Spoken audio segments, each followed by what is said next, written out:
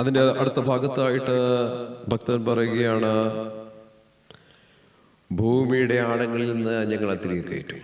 ഞങ്ങൾ എത്രത്തോളം ആഴത്തിലേക്ക് പോയാലും, എത്രത്തോളം താഴ്ചയിലേക്ക് അതപ്പതിച്ചാലും, എത്രയൊക്കെ താഴ്ചയിലേക്ക് ഞങ്ങൾ പോയാലും ഞങ്ങളുടെ അവസ്ഥ മറ്റുള്ളവർക്ക് പരിഹാസപാത്രമായി തീരുന്ന രീതിയിലാണെങ്കിലും ഞങ്ങളെ കണ്ട് മറ്റുള്ളവർ പരിഹസിക്കുകയും നിന്ദിക്കുകയും അപമാനിക്കുകയും ചെയ്യുന്ന അവസ്ഥയാണ് ഞങ്ങൾക്കുള്ളതെങ്കിൽ പോലും ആ ആഴങ്ങളിൽ നിന്ന്, ആ മനോവേദനയുടെ ആഴങ്ങളിൽ നിന്ന്, സാമ്പത്തിക തകർച്ചയുടെ ആഴങ്ങളിൽ നിന്ന്, ആ മനോഭാരത്തിൻ്റെ അല്ലെങ്കിൽ ശാരീരികമായ വിഷമതകളുടെ രോഗത്തിൻ്റെതായിട്ടുള്ള ആഴങ്ങളിൽ നിന്ന് ഞങ്ങളെ തിരികെ കയറ്റുവാൻ കഴിയുന്ന ഒരു ദൈവവും ഞങ്ങൾക്ക് ജീവിക്കുന്നുവെന്ന് ഉറക്കെ ഒരു പ്രഖ്യാപനം അവിടെ നടത്തുകയാണ്.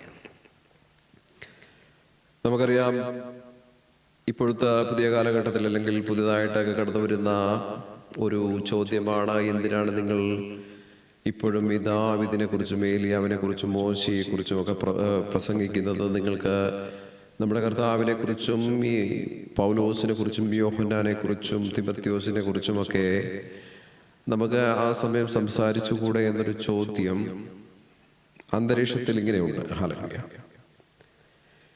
കർത്താവിൻ്റെ നാമം മഹത്വപ്പെടുമാറാകട്ടെ. നമുക്കറിയാം, പുതിയ നിയമത്തിലും പഴയ നിയമത്തിലും മനുഷ്യ ചരിത്രത്തിൽ തന്നെ ഏറ്റവും അധികം കർത്താവിനെ സ്തുതിച്ചിട്ടുള്ള ഒരു വ്യക്തിയാണ് ദാവീദ്. ഈ ദാവീദിനെ കുറിച്ച് പറയുന്നു, അദ്ദേഹം 70-ൽ പരം സങ്കീർത്തനങ്ങൾ അദ്ദേഹം എഴുതിയിട്ടുണ്ട്. ഏകദേശം 150 സങ്കീർത്തനങ്ങളിൽ പകുതിയോടടുത്ത്, ചിലർ പറയുന്നു പേര് രേഖപ്പെടുത്താത്ത രീതിയിലുള്ള സങ്കീർത്തനങ്ങൾ കൂടെ അദ്ദേഹത്തിന് അട്രിബ്യൂട്ട് ചെയ്ത്, അല്ലെങ്കിൽ അദ്ദേഹത്തിൻ്റെ പേരാണ് അതിൻ്റെ ഒരു സ്വഭാവം കണ്ടുകൊണ്ട് അതിലെ ആ ഒരു പ്രാർത്ഥനകളുടെ ശബ്ദം, ആ ഗീതത്തിൻ്റെ ആ ഒരു രീതിയൊക്കെ കണ്ടുകൊണ്ട് പലരും പറയുന്നു അത് ദാവീദ് എഴുതിയതായിരിക്കാം. അങ്ങനെ വരുമ്പോൾ അദ്ദേഹം ഏകദേശം പകുതിയിലധികം സങ്കീർത്തനം എഴുതി. സങ്കീർത്തനങ്ങൾ എന്ന് ഉദ്ദേശിക്കുന്നത് കർത്താവിനെ സ്തുതിക്കുന്ന ഗീതമാണ്.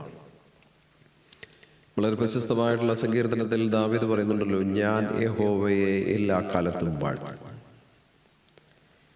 ഞാൻ ആട്ടിടയനായിരുന്ന സമയത്തും, ഞാൻ എൻ്റെ ആഡംബരത്തിൻ്റെ രാജധാനിയിലായിരിക്കുന്ന സമയത്തും, ഞാൻ പല ശത്രുക്കളിൽ നിന്ന് വിട്ട്, എൻ്റെ രാജധാനി വിട്ട്, അല്ലെങ്കിൽ പല കാര്യങ്ങൾ കൊണ്ട് മനം തകർന്ന് ഓടിപ്പോകേണ്ട അവസ്ഥ എൻ്റെ ജീവിതത്തിലുണ്ടായാലും, ഇങ്ങനെ ജീവിതത്തിൽ ഏത് ഉയർച്ച താഴ്ച വന്നാലും, എൻ്റെ കരിയർ ഗ്രാഫ് എത്ര വ്യത്യസ്തമായിരുന്നാലും, അതിലെല്ലാ കാലത്തും ഞാൻ യഹോവയെ വാഴ്ത്തും. ഞാൻ യഹോവയെ എല്ലാ കാലത്തും വാഴ്ത്തും. അവൻ്റെ സ്തുതി എപ്പോഴും എൻ്റെ നാവിന്മേലിരിക്കും. അപ്പോൾ എന്തുകൊണ്ട് ദാവീദിനെ കുറിച്ച് പ്രസംഗിക്കുന്നു, എന്തുകൊണ്ട് മോശയെ കുറിച്ച് പ്രസംഗിക്കുന്നു, എന്തുകൊണ്ട് കാലേബിനെ കുറിച്ച് യോശുവയെ കുറിച്ച് പ്രസംഗിക്കുന്നു എന്ന് ചോദിച്ചാൽ, ഇവരുടെ എല്ലാം ജീവിതത്തിലെ ക്വാളിറ്റികൾ നമ്മൾ മനസ്സിലാക്കിക്കൊണ്ട് അവരുടെ ജീവിതത്തെ എന്തുകൊണ്ടാണ് ദൈവത്തോട് അടുപ്പിച്ചത്, എന്താണ് അവരെ ദൈവം അനുഗ്രഹിക്കുവാനായിട്ടുള്ള കാരണം, എന്ത് സ്വഭാവ സവിശേഷത കൊണ്ടാണ് കർത്താവ് അവരെ മാനിക്കുകയും മറ്റുള്ളവർക്ക് ബഹുമാനം തോന്നുന്ന രീതിയിലേക്ക് അവരെ മാറ്റുകയും ചെയ്തതെന്നുള്ളൊരു വിചിന്തനം നടത്തുന്നത് മനുഷ്യ ചരിത്രത്തോളം, അല്ലെങ്കിൽ മനുഷ്യന്റെ ചരിത്രം തീരുന്നവരെ ഉള്ളതാണ്. അതുകൊണ്ട് തുടർന്നും ഈ പഴയ നിയമ പുതിയ നിയമ പ്രവാചകന്മാരെ, അപ്പോസ്തലന്മാരെ, ഇടയന്മാരെ, അതുപോലെ കർത്താവിന് വേണ്ടി വളരെ അധ്വാനം ചെയ്ത അനവധി മനുഷ്യരുടെ ചരിത്രം നമുക്ക് സുവിശേഷ പ്രസംഗങ്ങളിൽ ഉൾപ്പെടുത്താതിരിക്കുവാനായിട്ട് നിർവാഹമില്ല. അത് അത്യന്താഭിഷിതമാണ്. നമുക്കറിയാം, പെർ ക്യാപിറ്റ പ്രൈസ്, അങ്ങനെ എന്തെങ്കിലും ഒരു പദം ഉണ്ടെങ്കിൽ, ഈ ആളോഹരി വരുമാനം എന്നൊക്കെ പറയത്തില്ലേ, അതായത് ഒരു രാജ്യത്തെ പൗരന്മാരുടെ ഒരു വരുമാനം, ഒരാൾക്ക് എത്ര രൂപ വരുമാനമുണ്ട്, അതല്ലെങ്കിൽ ഒരു മലയാളത്തിൻ്റെ ഒരു പ്രശസ്തമായ ബുക്കുണ്ട്, അതിൽ പറയുന്നു ആളോഹരി ആനന്ദം. അതായത് ഒരു മനുഷ്യരെ എത്രത്തോളം, ഒരു സ്ഥലത്തെ ഒരു മനുഷ്യർക്ക് എത്രത്തോളം ആനന്ദമുണ്ട് എന്നായിരിക്കും. ഞാൻ ആ ബുക്ക് വായിച്ചിട്ടില്ല. അപ്പോൾ അങ്ങനെയൊക്കെയുള്ള ചില പദങ്ങളുണ്ട്. അങ്ങനെ വരുമ്പോൾ പെർ ക്യാപിറ്റ പ്രൈസ്, അതായത് ആളോഹരി ആരാധന, ആളോഹരി സ്തുതി ഏറ്റവും കൂടുതൽ ആരുടെയെന്ന് ചോദിച്ചാൽ, ആ കരിയർ ഗ്രാഫ് ആരുടെയെന്ന് ചോദിച്ചാൽ, ആ ഗ്രാഫ് ആരുടെയാണ് ഏറ്റവും കൂടുതൽ നിൽക്കുന്നതെന്ന് ചോദിച്ചാൽ നമുക്ക് പറയേണ്ടി വരും ദാവീദ് രാജാവിനാണ്. അങ്ങനെ ഇദ്ദേഹം ഈ സങ്കീർത്തനത്തിലൂടെ പറയുവാൻ ഉദ്ദേശിച്ചത് കർത്താവിനെ മഹത്വപ്പെടുത്തുവാൻ, കർത്താവിനെ മഹത്വപ്പെടുത്തുവാനായിട്ട് സംഗീത പ്രമാണിക്ക് അല്ലെങ്കിൽ ചീഫ് മ്യൂസീഷ്യൻ എന്ന് പറയുന്ന ആൾക്ക് അദ്ദേഹം ഈ പാട്ടുകൾ അല്ലെങ്കിൽ ഗീതങ്ങളൊക്കെ എഴുതി കൊടുത്തിട്ട് അത് അദ്ദേഹം ദേവാലയത്തിൽ ആലപിക്കുന്നു, അല്ലെങ്കിൽ സമാഗമന കൂടാരമാണല്ലോ അന്നുണ്ടായിരുന്നത്, അതിൽ ആലപിക്കുമായിരുന്നു എന്നൊക്കെ ഒരു ചില വേദപണ്ഡിതന്മാർ അതിനെക്കുറിച്ച് അഭിപ്രായപ്പെട്ടിട്ടുണ്ട്. അതായത് അതിൻ്റെ ഉദ്ദേശം ഇത്രയേ ഉള്ളൂ, ഏറ്റവും കൂടുതൽ കർത്താവിനെ ആരാധിക്കുവാൻ, കർത്താവിനെ മഹത്വപ്പെടുത്തുവാൻ, ദൈവത്തെ ആരാധിക്കുവാനായിട്ട് സമയം കണ്ടെത്തിയ ദാവീദ് രാജാവ്. അപ്പൊ അതുകൊണ്ടാണ് അദ്ദേഹത്തിന്റെ ജീവിതത്തിൽ ചില കഷ്ടങ്ങളും ബുദ്ധിമുട്ടുകളും ഒക്കെ ഉണ്ടാകുന്ന സമയത്ത് ഈ 71-ാം സങ്കീർത്തനം ദാവീദ് എഴുതിയതാണെന്നതിന് പ്രത്യേകിച്ച് നമ്മുടെ കയ്യിൽ തെളിവുകളൊന്നുമില്ല. എങ്കിലും അതിൻ്റെ ഒരു സ്വഭാവ സവിശേഷത അനുസരിച്ച് അദ്ദേഹം ആയിരിക്കാം അത് എഴുതിയതെന്ന് നമ്മൾ ചിന്തിക്കുകയാണ്. അപ്പോൾ ദാവീദ് പറയുകയാണ്, ദാവീദ് രാജാവ് ഇങ്ങനെ പറയുകയാണ്, അനവധി കഷ്ടങ്ങളും ഞങ്ങളെ കാണുമാറാക്കിയവല്ലേ, ഞങ്ങളെ ഒരുപാട് കഷ്ടങ്ങൾ ഞങ്ങളെ കാണുമാറാക്കിയ കർത്താവെ, അവിടുന്ന് വീണ്ടും ഞങ്ങളെ ജീവിപ്പിക്കും.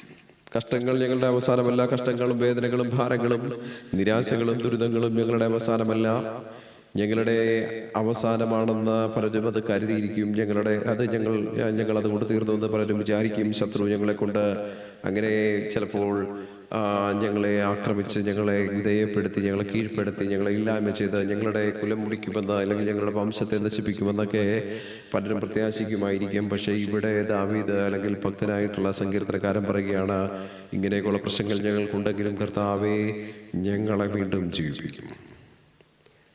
ഞങ്ങളുടെ അവസ്ഥ വളരെ മാന്യമായ അവസ്ഥയിൽ നിന്ന് ഞങ്ങൾ താഴേക്ക് വിളിച്ചിരിക്കുന്നു. ആ അവസ്ഥയിൽ നിന്ന് കർത്താവ് വിടുവിച്ച് ഞങ്ങളെ വീണ്ടും ഭൂമിയുടെ ആഴങ്ങളിൽ നിന്ന് ഞങ്ങളുടെ കർത്താവ് ഞങ്ങളെ തിരികെ കയറ്റും.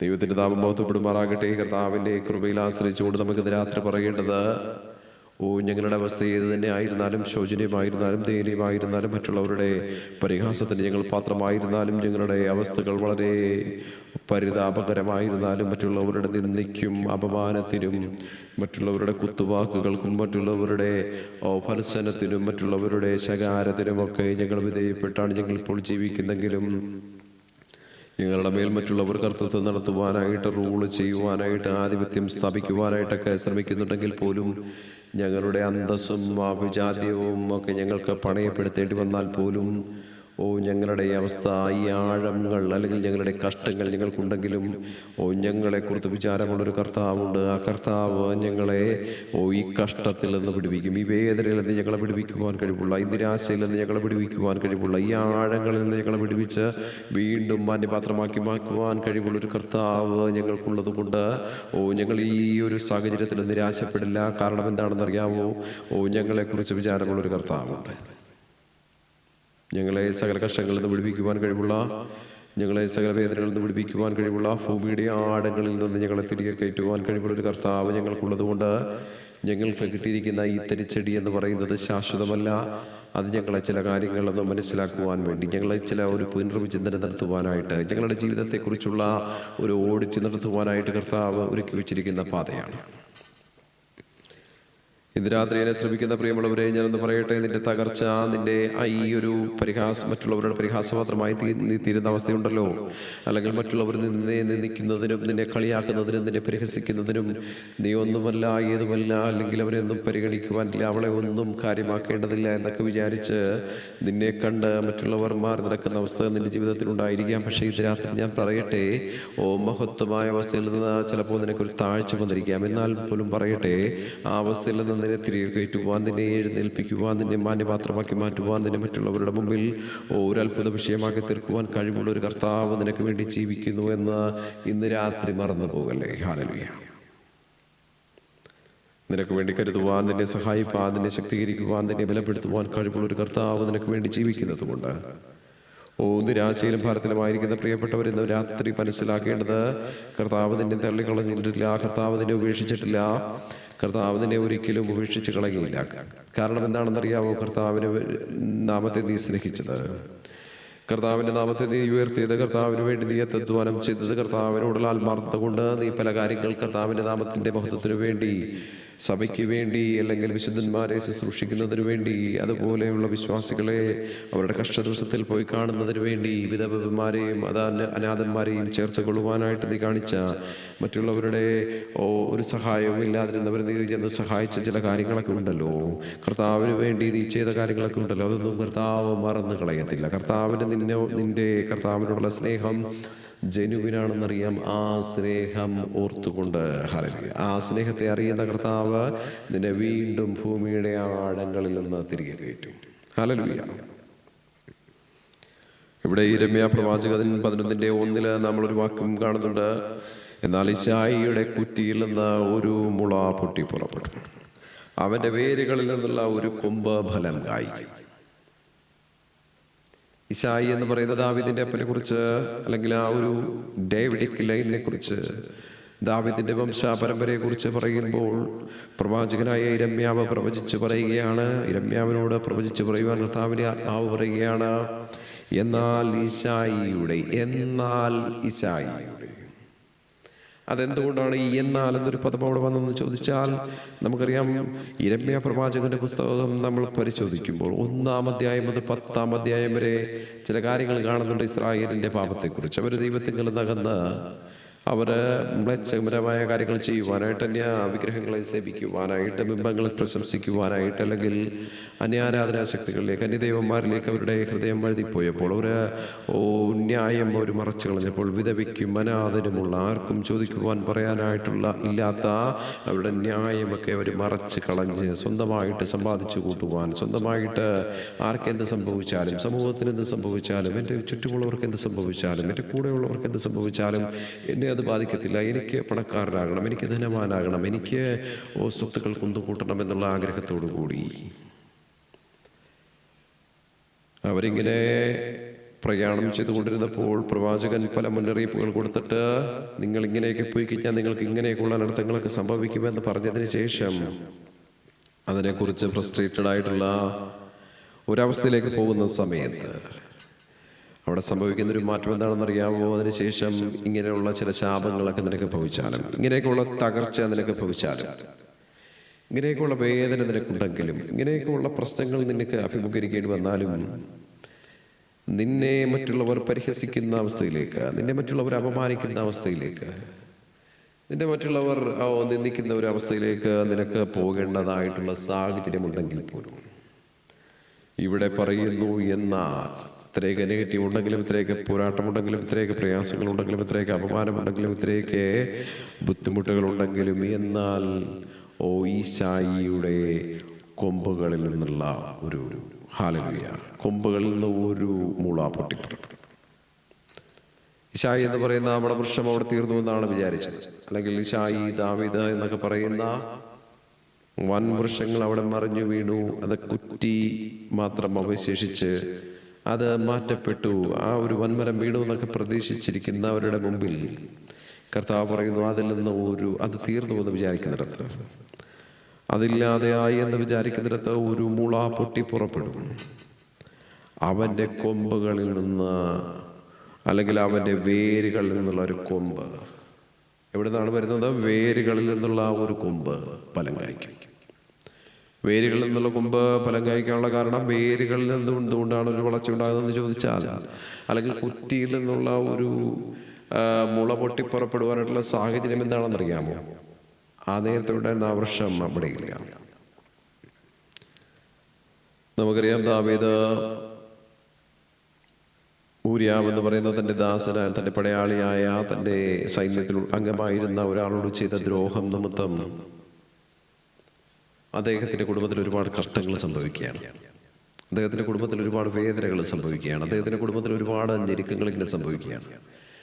ഈ ഞെരുക്കങ്ങളൊക്കെ കണ്ടുകൊണ്ട് ദാവീദ് പറയുകയാണ്, അവിടെ നാഥാൻ പ്രവാചകൻ വന്ന് പറഞ്ഞിട്ട് ചോദിക്കുകയാണ്, ദാവീദേ, നീ ചെയ്തിരിക്കുന്നത് തെറ്റെന്താണെന്നറിയാമോ? ഒരു ആടുള്ള ഒരു സാധുവായ ഒരുത്തനുണ്ടായിരുന്നു, 100 ആടുള്ള മറ്റൊരുവനുണ്ടായിരുന്നു. 100 ആടുള്ളവൻ ഈ ഒരാടുള്ളവന്റെ ആടിനെ കൂടെ അപകരിച്ചു. അത് തെറ്റാണോ ശരിയാണോ എന്ന് ചോദിച്ചപ്പോൾ ദാവീദ് പറയുന്നത് തെറ്റാണ്. ആ അതിന് എന്താണ് പ്രതിവിധി? അതിനെന്ത് പ്രതിവിധിയാണ് നമുക്ക് ചെയ്യുവാൻ കഴിയുന്നത്? അപ്പോൾ നാഥാൻ പ്രവാചകൻ പറയുന്നൊരു വാക്കുണ്ട്, ഒരു ആടിന് പകരം 4 ഇരട്ടി പകരം കൊടുക്കണം. ഒരു ഊരിയാവിനെ കൊന്നതിന് പകരമായി 4 പുത്രന്മാരെ നഷ്ടപ്പെടുന്ന ഒരു അവസ്ഥ ദാവീദിനുണ്ടാകുകയാണ്. നമുക്കറിയാം, അദ്ദേഹത്തിന്റെ മകനായ ആമ്നോൻ എന്ന് പറയുന്ന ആ രാജകുമാരൻ വധിക്കപ്പെട്ടു. ആ രാജകുമാരനെ കൊന്നത് ദാവീദിന്റെ തന്നെ മറ്റൊരു മകനായ അബ്ശാലോം. ഈ അബ്ശാലോമിനെ ദാവീദിന്റെ തന്നെ സേനാധിപനായ യോവാബ് കൊന്നുകളഞ്ഞു. അതിനുശേഷം ദാവീദിനും ബത്ശേബയ്ക്കുമുണ്ടായ ഒരു കുഞ്ഞ് മരിക്കപ്പെട്ടു. അപ്പൊ 3 പുത്രന്മാരിവിടെ ഓൾറെഡി ആയി. പിന്നെ അദോനിയാവ് എന്ന് പറയുന്ന ദാവീദിന്റെ ഒരു രാജകുമാരൻ, അല്ലെങ്കിൽ ദാവീദിന്റെ ഒരു മകനും രാജകുമാരനുമായ അദോനിയാവ് എന്ന് പറയുന്ന ഒരു രാജകുമാരൻ കൂടെ കൊല്ലപ്പെട്ടു. അപ്പോൾ ഒരു ഊരിയാവിനെ കൊന്നതിന് പകരമായിട്ട് 4 പുത്രന്മാരെ ദാവീദിന് നഷ്ടപ്പെട്ടു. ഒരു ആടിന് പകരം 4 ആട് 4 ഇരട്ടിയായിട്ട് പകരം കൊടുത്തു. അപ്പോൾ അങ്ങനെ അവരുടെ കുടുംബത്തിൽ ഒരുപാട് അനർത്ഥങ്ങൾ സംഭവിച്ചു. അവരുടെ രാജ്യത്വം അവരുടെ ദാസന്മാരിലേക്കൊക്കെ ആയിപ്പോയി. രാജ്യം ഇങ്ങനെ 2ആയി വിഭജിക്കപ്പെട്ടു. ദാവീദിന്റെ മക്കളെ ആരും അംഗീകരിക്കാത്തൊരവസ്ഥയിലേക്ക്. അപ്പോൾ അങ്ങനെ ഇരിക്കുന്ന അവസ്ഥയിൽ ഇവിടെ പറയുകയാണ്, അങ്ങനെയൊക്കെയുള്ള പ്രശ്നങ്ങളുണ്ടെങ്കിലും എൻ്റെ ദാസനായ ദാവീദ് എന്നോട് ചെയ്ത നിയമം നിമിത്തം, എൻ്റെ ദാസനായ ദാവീദ് എന്നോട് കാണിച്ച സ്നേഹം നിമിത്തം, ആത്മാർത്ഥത നിമിത്തം, അവൻ്റെ നിർവ്യാജമായിട്ടുള്ള സ്നേഹം നിമിത്തം ഞാൻ കുലത്തെ മറന്നുകളയില്ല. അതുകൊണ്ടാണ് ഇവിടെ കർത്താവ് പറയുന്നത്, എന്നാൽ ഇശായിയുടെ കുറ്റിയിൽ നിന്ന് ഒരു മുള പൊട്ടിപ്പുറപ്പെടും, അവൻ്റെ വേരുകളിൽ നിന്നുള്ള ഒരു കൊമ്പ് ഫലം കായ്ക്കും. സാധാരണ വൃക്ഷങ്ങളൊക്കെ ഇങ്ങനെ വെട്ടിമാറ്റി കഴിഞ്ഞാൽ അതിൻ്റെ കുറ്റി മാത്രമായിട്ട് അവസാനിക്കുന്ന സമയത്ത് അതിൽ നിന്നൊരു മുള പൊട്ടി പുറപ്പെടത്തില്ലേ? അത് ആ വൃക്ഷം മരിച്ചു എന്ന്, അല്ലെങ്കിൽ അത് തീർന്നു എന്ന് നമ്മൾ വിചാരിക്കുന്നിടത്ത് അതിൻ്റെ കാര്യങ്ങളൊക്കെ അവസാനിച്ചു എന്ന് വിചാരിക്കുന്നിടത്ത്, നിങ്ങൾ വനങ്ങളിലൂടെയൊക്കെ സഞ്ചരിക്കുന്നവർക്ക് മനസ്സിലാകും, ഈ ഒരുപാട് വർഷങ്ങളായിട്ട് മറിഞ്ഞു കിടക്കുന്ന വൃക്ഷങ്ങളുടെ ആ വേരിൽ നിന്ന്, അല്ലെങ്കിൽ അതിൻ്റെ കുറ്റി അങ്ങനെ അവശേഷിക്കും, അതിൽ നിന്ന് ചില കൊമ്പുകളൊക്കെ പൊട്ടി പുറപ്പെടുന്നത്. പിന്നീട് ഇവിടെ പറയുന്നു, അതിൻ്റെ വേരിൽ അതിന് ശാഖകളില്ലാതെ ആ മരം ഇങ്ങനെ മറിഞ്ഞു കിടക്കുന്നു.